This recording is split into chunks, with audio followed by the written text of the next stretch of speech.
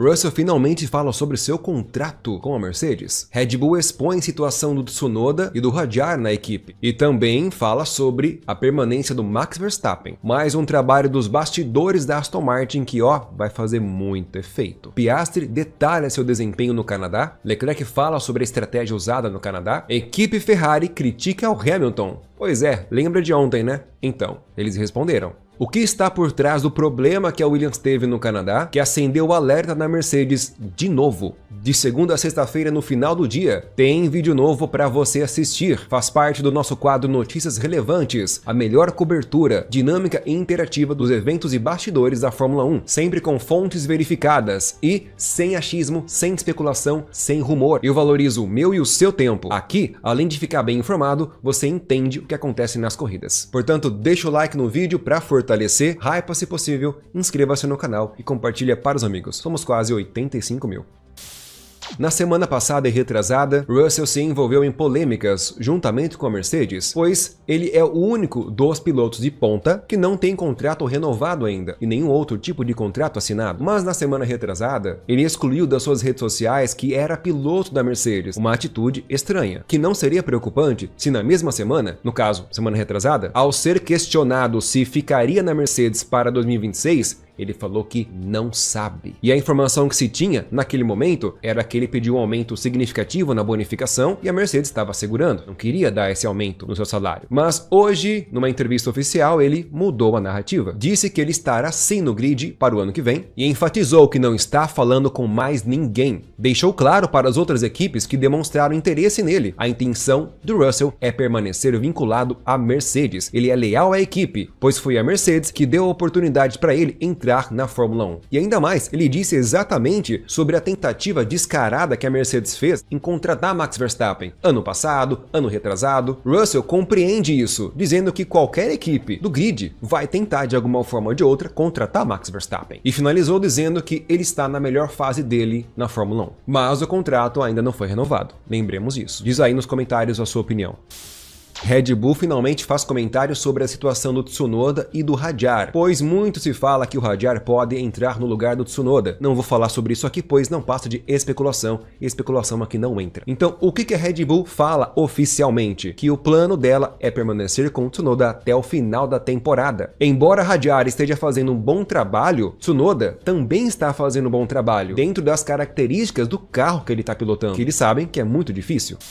Ao mesmo tempo que a equipe espera que Tsunoda, a partir do Canadá, comece uma nova fase com seu carro, pois somente a partir do Canadá, muitos não sabem disso, já falei aqui algumas vezes, a Red Bull atualizou o carro do Tsunoda para as mesmas especificações do carro do Max Verstappen. Até então, Tsunoda usava carro defasado, em virtude da batida em Imola. E sobre isso, a expectativa da Red Bull é que o Tsunoda se ajeite melhor no carro a partir do próximo GP, que é o da Áustria, casa da Red Bull, onde o carro da Red Bull vai muito bem. E eles não culpam Tsunoda pelo péssimo resultado no Canadá. Ficou em 12º, se eu não me engano, não pontuou. Afinal, ele largou muito atrás do grid. Teve punições, muito tráfego, carro lento, então ter chegado em 12º tá bom. A equipe tá falando que o japonês fez um bom trabalho, então quem somos nós para discordar? Eu trago fatos para vocês. Mas eles pontuam, a dificuldade do Tsunoda é na qualificação. Na corrida, ele vai melhor do que na qualificação. Por quê? Tsunoda, diferente do Verstappen, não consegue se adaptar às mudanças e variações pequenas que há na qualificação. Temperatura da pista, temperatura do ambiente, direção do vento, velocidade, ou até mesmo emborrachamento da pista, que no Canadá acontece bastante. Verstappen tem mais esse feeling, consegue sentir o carro e ir ajustando ao longo da qualificação para conseguir a melhor volta. Tsunoda não consegue fazer isso, mas a Red Bull entende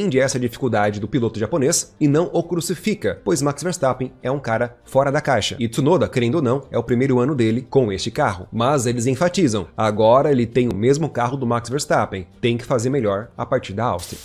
Ainda com a Red Bull, agora o assunto é sobre a permanência de Max Verstappen na equipe. Pessoal, eu peço para vocês deixem o like para fortalecer, pois recentemente eu mudei o nome do canal. Uma rápida explicação. E por causa disso, o YouTube corta muito o alcance, então estamos com uma dificuldade enorme de alcançar novas pessoas aqui no canal. Até mesmo os próprios inscritos. O YouTube não entrega nossos vídeos para eles. Então, dá essa força para nós, deixa o like. O alcance do canal é totalmente orgânico, até porque eu não tenho condições para pagar patrocínios. Contudo, com a graça de Deus, estamos conseguindo alguns parceiros aqui para o canal, que em breve falarei mais sobre eles. Então, se você não é membro do canal ainda, considere virar membro. Poderá ganhar muita coisa legal, roupas da Fórmula 1, moletons, além da participação mais direta com todo o conteúdo. Eu me esforço bastante para todos os dias trazer as melhores matérias, notícias, informações da Fórmula 1 para vocês. Vamos continuar então? O próprio chefe da Red Bull veio a público, uma entrevista oficial no The Telegraph, falar sobre a situação do Max Verstappen. Ele sabe que ele vai sair da equipe em algum momento, mas espera que isso demore alguns anos. Ele ressalta a lealdade e a transparência e a forma direta que o Max Verstappen fala ou lida com a equipe sobre essas questões de contratos e permanência na equipe. Quando questionado se ele pensa que Max Verstappen pode sair em breve da equipe, ele diz que não, por causa da lealdade, da relação próxima que Verstappen criou com a equipe. Afinal, Verstappen chegou na Red Bull quando era adolescente e agora ele é um pai de 27 anos. Pessoal, Verstappen começou a pilotar pela Red Bull com 17 anos. Faz 10 anos que ele está nessa equipe. O contrato oficial do Verstappen acaba em 2028, mas nós sabemos que atualmente na Fórmula 1 nenhum contrato, prazo de validade de piloto não quer dizer nada. E o chefe da Red Bull continua dizendo que o relacionamento é até mais importante que os contratos. E quando se trata de Max Verstappen, um piloto do calibre dele, sempre vai surgir muita especulação e rumor sobre o contrato dele ou sobre a permanência dele na Red Bull. E isso não quer dizer que ele vai sair a qualquer momento, passa longe disso. E ele crava que o relacionamento da equipe com o Max Verstappen no que se refere a contrato ainda nem está em discussão. O foco total da equipe é proporcionar a Max Verstappen um 5º título. E eles estão fazendo de tudo para dar a ele um carro competitivo. Max sabe disso e também tem contribuído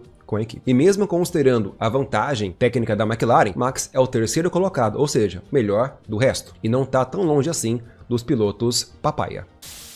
Próximo capítulo, pois o editorial de hoje está repleto de informação legal e de qualidade para vocês. Pessoal, Aston Martin, a pedido do Adrian Newey, a Aston Martin contratou o cara que foi o braço direito do Adrian Newey quando trabalhava na Red Bull. Ele era chefe do departamento de simulações da Red Bull, na época do Sebastian Vettel, 2014 a 2017. Ele vai para a Aston Martin agora para assumir o papel de, claro, diretor da simulação e modelagem dos veículos, junto com Adrian Newey. Não só ele, mas também tem outra contratação vindo aí. Outro engenheiro chamado Giottino, ele vai ser o chefe do aerodinamicismo, que começou na Toyota, quando a Toyota estava na Fórmula 1, passou também pela Red Bull, pela Renault e pela Mercedes. E trabalhou na Mercedes durante todo o auge da era híbrida, só saindo da Mercedes em 2023. Esse cara também vai ingressar na engenharia da Aston Martin. Meu, só engenheiro sucesso. Vai ser interessante, pessoal.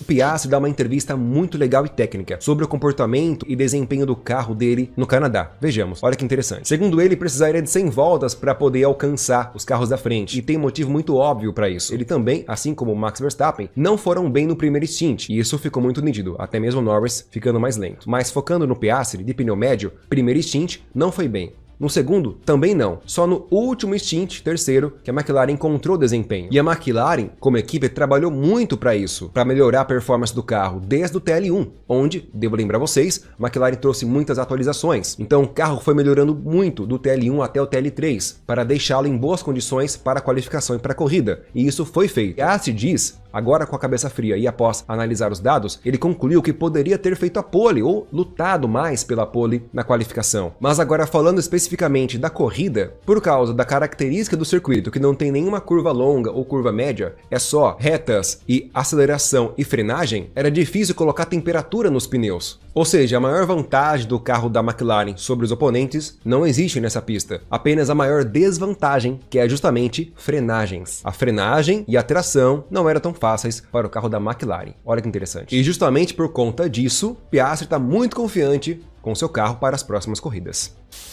Entrevista do Leclerc. Leclerc, desapontado com o resultado no Canadá, após a corrida criticou a equipe. Até durante a corrida ele discutiu com a equipe, e após a corrida criticou. E a conclusão disso tudo, hoje numa entrevista, ele disse que ele não conseguiu fazer o trabalho corretamente. Está se culpando pelo resultado ruim ou pela falta de desempenho. Lembremos que ele queria fazer a estratégia de apenas uma parada. A equipe não concordou. Mais tarde a equipe disse que ele tinha razão, que a estratégia poderia dar certo. E hoje o Leclerc vem a público dizer que ele não trabalha com si. E se, não. No fim do dia, simplesmente, ele não conseguiu fazer tudo certo. A Mercedes teve a vantagem no fim de semana, a Red Bull, como sempre, teve mais consistência e ficou na frente, e a McLaren estava um pouco para trás. Então, em termos de ritmo e desempenho, a Ferrari Ferrari estava com eles, mas a estratégia do Leclerc deu errado, a equipe não soube trabalhar com as informações obtidas no TL1, o Hamilton atropelou a marmota, já fiz um vídeo falando sobre isso. Então, realmente, a Ferrari fez uma péssima atuação no Canadá. E lembremos que um pouco da decepção do Leclerc com ele mesmo é o fato dele ter batido no TL1, destruiu seu carro, que por causa disso não treinou o TL2. Então, ele poderia ter feito melhor.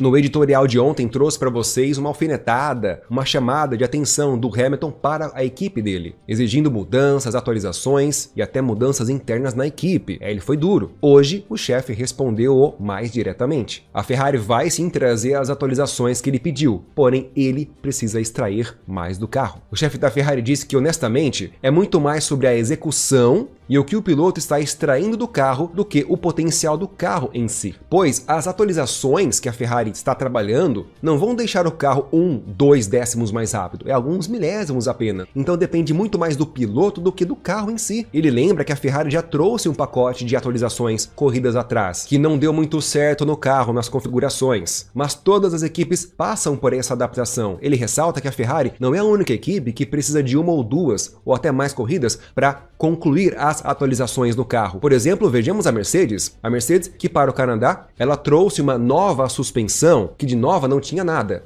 pois não constou nos documentos oficiais da FIA que mostram as atualizações dos carros para a corrida. Porque a Mercedes já tinha usado essa suspensão dianteira nos treinos de corridas anteriores, só que o acerto que eles fizeram não ficou bom. E de repente aqui para o Canadá, eles entenderam mais algumas coisas, ajustaram de novo a suspensão e deu muito certo. Vou falar mais sobre isso no outro vídeo. Então o chefe da Ferrari é enfático. A Ferrari vai atualizar o carro, mas não vai deixar o carro tão rápido a ponto de vencer corridas não. Depende do piloto. Isso soou como uma forte resposta e indireta pública para o Hamilton. Atenção pessoal, o fantasma do problema no motor Mercedes volta a assolar. Albon teve problemas de refrigeração no Canadá. O motor dele simplesmente apagou. Lembremos que o Kimi Antonelli já teve problemas no motor 2 vezes. Kimi Antonelli, piloto da Mercedes. A Williams também usa motor Mercedes. A McLaren também usa motor Mercedes. Mas a disposição dos componentes de refrigeração são diferentes em todas as equipes. Então, Mercedes teve problema, o Williams também. McLaren ainda não. Para você ver como é que a McLaren está sendo muito boa na engenharia do seu carro. Então Albon, que foi prejudicado, acabou abandonando a corrida, mas ele tinha condições de pontuar. O carro da Williams está muito bom. Ele relata que o carro estava ficando muito quente, então ele tinha que diminuir o ritmo para resfriar. E por conta disso, estava constantemente perdendo 2 a 3 décimos por volta, quando ele precisava resfriar o carro. E detalhe, não é a primeira corrida que isso acontece. Então a equipe precisa entender melhor o que está acontecendo, porque foram várias corridas consecutivas que ele não está conseguindo entregar todo o desempenho do carro por conta desses probleminhas. E isso se reflete em quem? Na Mercedes, pessoal, que é a fornecedora, a fabricante do motor. Então tivemos motor Mercedes com problema na corrida passada, na corrida retrasada, e o peso cai todo sobre Toto Wolff, que também é um dos donos da marca. Mas ele estufou o peito e disse que o motor Mercedes é bom como ouro. E ele justifica que o motor Mercedes é um dos melhores desde a era híbrida, ou seja, há mais de uma década atrás. E são muito confiáveis. E que agora é o último ano do regulamento desses motores. Então todas as equipes estão cientes dos problemas de confiabilidade que o motor Mercedes está enfrentando. O último ano do regulamento não tem por que continuar o desenvolvimento desse motor. Na verdade, o aprimoramento do motor acabou faz muito tempo. Só estão usando as unidades que restam mesmo, bem dizer, trocando só o óleo e as velas e colocando nos carros. Não tem mais aprimoramento. O foco total, isso desde o ano passado, tá? De toda a engenharia dos fabricantes de motores, tá no motor para 2026. Então, Toto Wolff ressalta que, estatisticamente, desde a era híbrida, ao longo dos anos, os fracassos ou problemas dos motores Mercedes foram mínimos. Então, para este ano e o resto do ano, é só descobrir o que está acontecendo exatamente, que deve ser algo muito específico, segundo ele, para dar uma solução que seja paliativa. O chefe da Mercedes não abaixou a cabeça, porque existe uma expectativa altíssima de que os motores Mercedes serão os melhores motores a partir do próximo regulamento, 2026. Faz sentido. Informação e notícia de qualidade para vocês de segunda a sexta-feira aqui no canal. Nós fazemos os melhores editoriais em nosso quadro Notícias Relevantes. Deixa o like no vídeo, inscreva-se no canal e compartilha para os amigos. Rumo a 85 mil.